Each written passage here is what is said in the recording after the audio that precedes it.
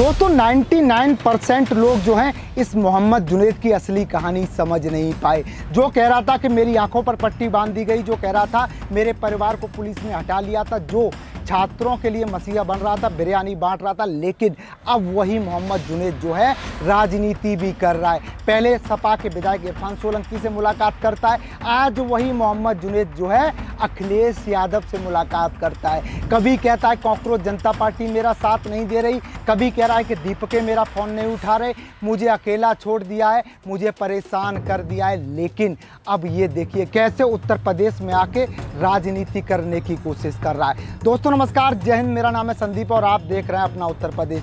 छोटी सी मोबाइल की दुकान चलाने वाला मोहम्मद जुनैद, जब इससे पूछा गया इतना फंड कहाँ से आया, जब इससे इसका हिसाब किताब पूछा गया तो ये रोने लग गया, ये आरोप लगाने लग गया। कॉकरोच जनता पार्टी को भी इसने आड़े हाथ ले लिया। लेकिन अब वही मोहम्मद जुनैद जो है दिल्ली से यूपी में आने की कोशिश कर रहा है और अखिलेश यादव से मुलाकात कर रहा है। दोस्तों एक खास रिपोर्ट देखिए और इस मोहम्मद जुनैद का असली कहानी समझने की कोशिश कीजिए। जंतर मंतर पर बिरयानी बांटने वाले मोहम्मद जुनैद के घर में घुसी योगी की पुलिस। मोहम्मद जुनैद का मिट्टी में मिला दिया गुरु। देखते रह गए अभिजीत दीप के, कॉकरोच जनता पार्टी ने भी कर लिया किनारा। इतना खाना बांटने के लिए फंड कहां से मिला? जुनैद का आरोप पुलिस ने उठाया, रात भर हुई पूछताछ। आखिर कौन है मोहम्मद जुनैद? पर्दे के पीछे रहकर संभाला था जंतर मंतर का आंदोलन। एक आरोप ने बना दिया सबसे चर्चित चेहरा। इतना खाना बांटने के लिए फंड कहां से आया? जुनैद का आरोप पुलिस ने उठाया, रात भर आंखों पर पट्टी बांधे रखी। दोस्तों जंतर मंतर पर प्रदर्शन के दौरान मोहम्मद जुनैद मलिक नाम का शख्स अचानक से चर्चा में आया। एक छोटी दुकान चलाने वाले जुनैद प्रदर्शनकारियों के बीच खाना पानी बांटता दिखाई दिया और देखते ही देखते आंदोलन के चर्चित चेहरों में शामिल हो गया। तेवर ऐसे कि पीछे हटने का सवाल ही नहीं।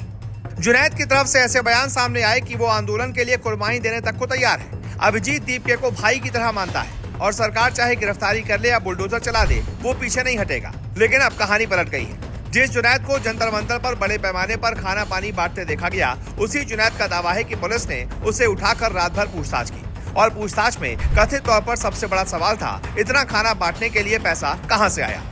यहीं से सवाल गंभीर हो जाता है। अगर जुनैद की आर्थिक स्थिति सामान्य है और वो छोटी दुकान चलाता है, तो इतने बड़े प्रदर्शन में लगातार भोजन पानी की व्यवस्था आखिर कैसे हुई?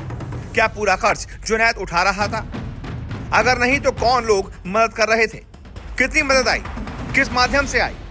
जुनैद खुद दावा करता है कि खाना पानी डोनेशन और समर्थकों द्वारा भेजी गई डिलीवरी से आता था।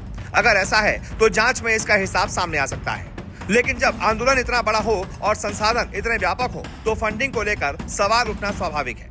और जंतर मंतर पर जुनैद का अंदाज याद कीजिए। वो केवल खाना बांटने वाला व्यक्ति बनकर सामने नहीं आया, उसके बयान बेहद आक्रामक थे। संदेश था, चाहे जो हो जाए आंदोलन से पीछे नहीं हटेंगे। लेकिन अब उसी जुनैद के वीडियो में कहानी दूसरी है। जुनैद का आरोप है कि शुक्रवार रात वो कुत्ते के काटने का इलाज कराकर आरएमएल अस्पताल से लौट रहा था। तभी कुछ लोगों ने उसे रोका, जिन्होंने खुद को दिल्ली पुलिस से बताया। उसका दावा है कि उसे अपने साथ ले जाया गया, आंखों पर पट्टी बांधी गई और पूरी रात पूछताछ हुई। और कथित सवाल घूम फिर कर वहीं पहुंचा कि फंड कहां से आया और इतना खाना कैसे बांटा गया। जुनैद का कहना है कि उसने अधिकारियों को बताया कि वॉलंटियर्स के खाने पीने की व्यवस्था लोगों के डोनेशन और समर्थकों की मदद से हुई। उसके मुताबिक बाद में उसे गाजियाबाद के मसूरी इलाके में छोड़ दिया गया और वो कैब लेकर दिल्ली लौटा। पुलिस की तरफ से इन आरोपों की जांच किए जाने की बात सामने आई है। इसलिए जुनैद के उठाए जाने और आंखों पर पट्टी बांधने और रात भर पूछताछ वाले हिस्से को फिलहाल उसके आरोप के तौर पर ही देखना चाहिए। लेकिन फंडिंग वाला सवाल अपनी जगह खड़ा है। एक छोटी दुकान चलाने वाला शख्स अचानक इतने बड़े आंदोलन की भोजन व्यवस्था का चर्चित चेहरा कैसे बन गया? अगर पीछे सैकड़ों सामान्य समर्थक थे तो बात साफ होनी चाहिए। अगर क्राउड फंडिंग हुई है तो उसका हिसाब सामने आना चाहिए। और अगर कोई संगठन व्यवस्था संभाल रहा था तो उसका नाम भी सामने आना चाहिए। क्योंकि आंदोलन में भाषण देने वाला चेहरा दिखाई देता है, लेकिन किसी बड़े आंदोलन को कई दिनों तक चलाने के लिए मंच, भोजन, पानी, आवाजाही और दूसरी व्यवस्थाओं की जरूरत पड़ती है। और इसीलिए मोहम्मद जुनैद की कहानी अब सिर्फ एक शख्स की कहानी नहीं रही। अभिजीत दीप के आंदोलन जारी रखने की बात कर रहे हैं। सीजेपी को लेकर राजनीतिक बहस जारी है। लेकिन इसी बीच आंदोलन के पर्दे के पीछे की व्यवस्थाओं पर सवाल उठने लगे तो जवाब नेतृत्व से भी मांगा जाएगा। कल तक सवाल सरकार से पूछे जा रहे थे, अब सवाल आंदोलन से भी है। कितना पैसा आया, कहां से आया, किसने खर्च किया और क्या इसका पूरा रिकॉर्ड मौजूद है? अगर सब कुछ पारदर्शी डोनेशन से हुआ है तो जांच के बाद जुनैद का पक्ष मजबूत होगा, लेकिन अगर कोई दूसरा स्रोत सामने आता है तो मामला केवल खाना बांटने तक सीमित नहीं रहेगा। और यही इस कहानी का सबसे बड़ा मोड़ है।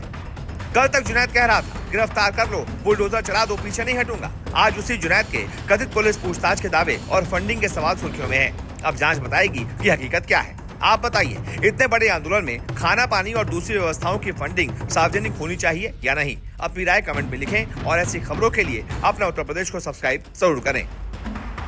जय हिंद, जय भारत।